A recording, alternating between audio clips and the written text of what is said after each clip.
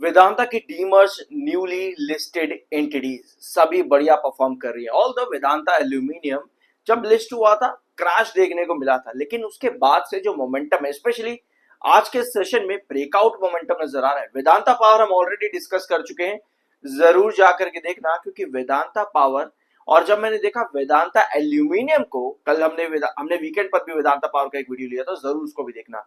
Vedanta power जो weekend में show कर रहा था और वेदांता एल्यूमिनियम, दोनों में सिमिलरिटीज ये हैं कि दोनों एक पर्टिकुलर रिजेक्शन के पास ट्रेड कर रहे थे, जिनको आज दोनों ने ही ब्रेकआउट किया है। बहुत ध्यान से समझना है इस वीडियो को, क्योंकि खबरें बहुत सारी हैं वेदांता एल्यूमिनियम के बिजनेस से रिलेटेड। वेदांता पावर का हम ऑलरेडी डिस्कस कर चुके हैं, बिजनेस प्लान क्या आगे चलने वाला है। 5% से ज्यादा की तेजी आज के दिन वेदांता एंटिटीज बहुत बढ़िया परफॉर्म करती देखने को मिली है। अपर सर्किट वेदांता एल्यूमिनियम में भी लगा है। रीजन बताया जा रहा है, मार्केट एक्सपर्ट्स, ब्रोकरेज हाउसेस बॉलिश और साथ में बाइंग की रेटिंग सब यहां पर दे रहे हैं वेदांता एल्यूमिनियम में। तो सबसे पहले हमारे पास में आता है कोटक इंस्टीट्यूशनल इक्विटीज। इन्होंने बाइंग की रेटिंग देते हुए 600 रुपए का बताया है कि फेयर वैल्यू है कंपनी की। टारगेट दूसरी बात है, लेकिन फेयर वैल्यू बताना वो अलग चीज है।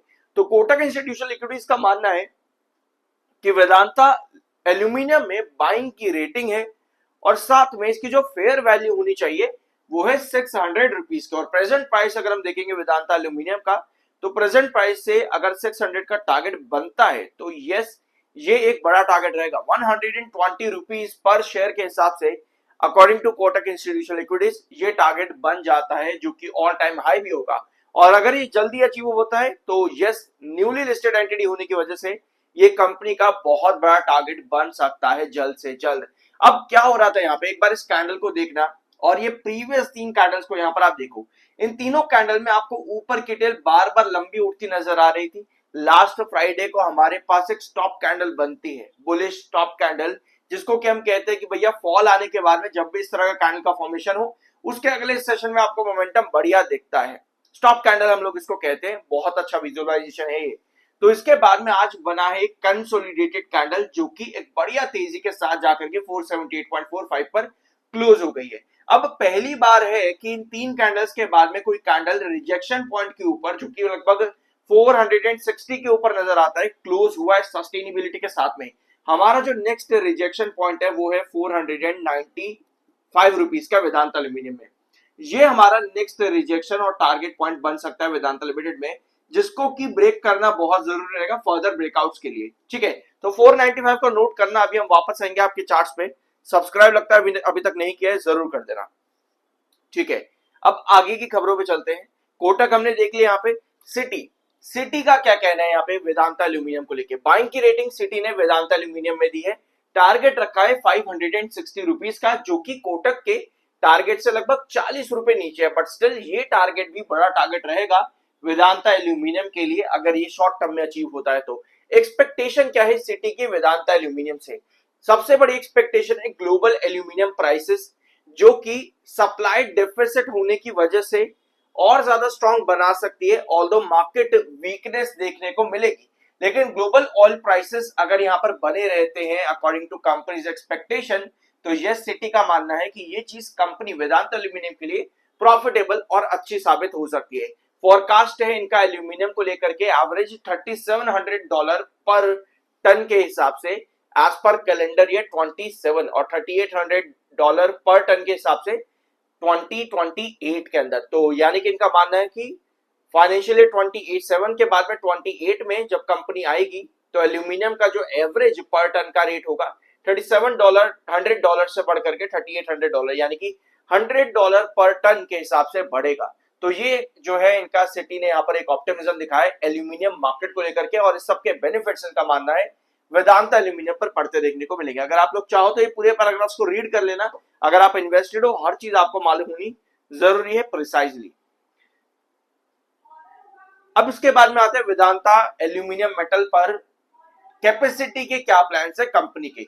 बीएसई और एनएसई पर नई लिस्टिंग होने के बाद में डबल कैपेसिटी का प्लान है कंपनी का। वेदांता एल्यूमिनियम का जो प्लान है डबल कैपेसिटी कर देने का है 60 लाख टन पर एनम के हिसाब से, यानी कि हर साल 60 लाख टन के हिसाब से कंपनी का ये प्लान है डबल कैपेसिटी करने का।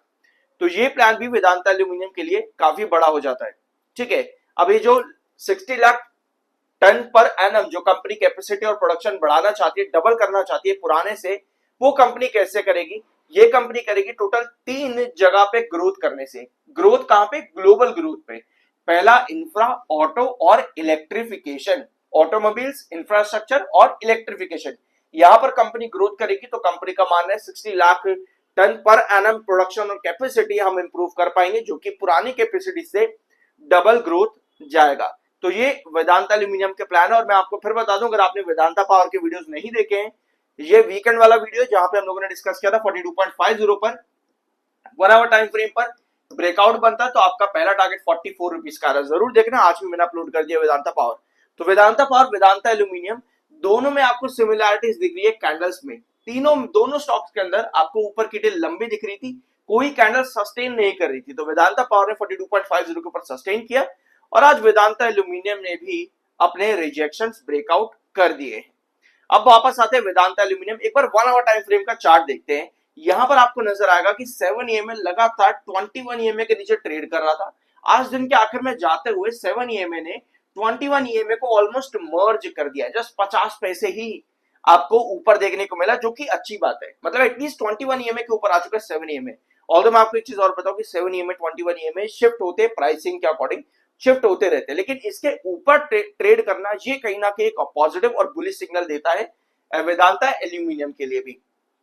तो यहां पर हमारा जो रिजेक्शन था लगभग 470 के पास में बना हुआ था, इसके ऊपर जा नहीं रहा था, बार बार यहां से सेलर एक्टिव हो रहे थे 1 आवर टाइम फ्रेम पर। अब जो हमारा नेक्स्ट टारगेट पॉइंट बनता है वेदांता एल्यूमिनियम में, वो है अराउंड 487 पे।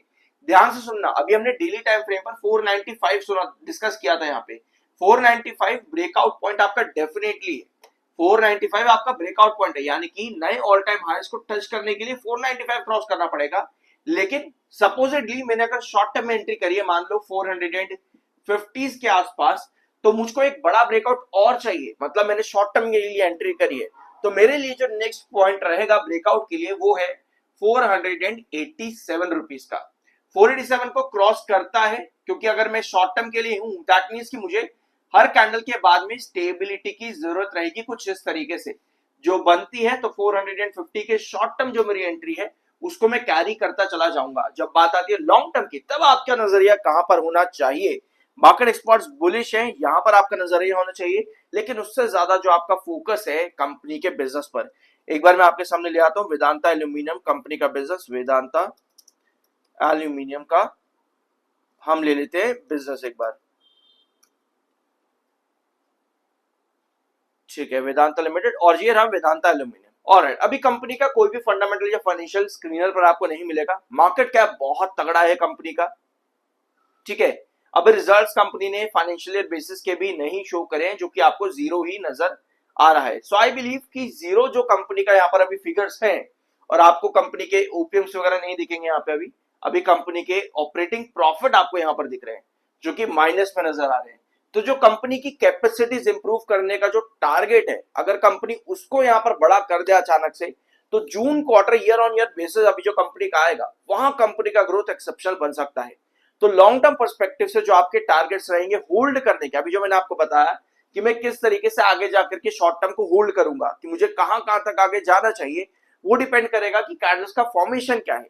वेरएज अगर मैं लॉन्ग टर्म के लिए एंट्री कर रहा हूं 450 या कहीं पर भी वेदांता एल्यूमिनियम में, तो मेरी वो टारगेट्स डिपेंड करेंगे और मेरी लॉन्ग टर्म की होल्डिंग डिपेंड करेगी कि कंपनी कैसे क्वार्टर रिजल्ट्स प्रोवाइड करेगी आने वाले जून में या उसके आगे जाकर के। स्पेशली जून का क्वार्टर इंपॉर्टेंट इसलिए रहेगा क्योंकि कंपनी अपना पिछले साल का जून भी शो कर सकती है। वहां से डीमर्जर होने के बाद हो सकता है नंबर्स कंपनी शो करना स्टार्ट कर दे।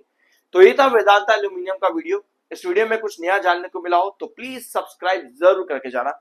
मिलता अगले वीडियो में।